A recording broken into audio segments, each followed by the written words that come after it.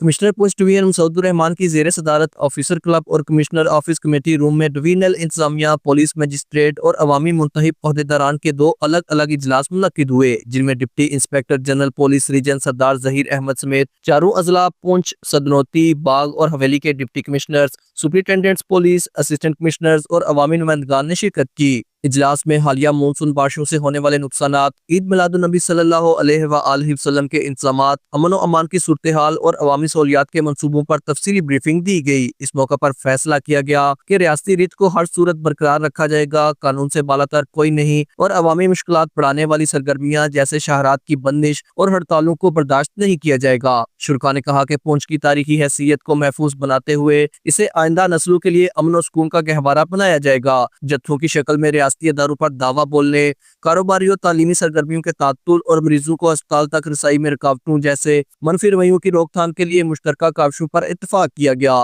Commissioner Poonch और DIG police ने वाज़ेह किया कि अवामी मसाइल के हल के लिए हुकूमत और इंतजामिया आईनी दायरा कार में रहते हुए पुरअज़्म है। ताहम रियासत के साथ मुकाबला किसी सूरत नहीं किया जा सकता। इजलास में फैसला हुआ कि अमन अमान, सेहत के फरोग, अवाम की जान और माल के तहफ़्फ़ुज़ और तामीर और तरक्की के लिए मुंतखब नुमाइंदे, इंतजामिया और अवाम मिलकर रियासती अदारों के शाना बिशाना खड़े रहेंगे। Khurshid Baig, JK news, Rawalakot.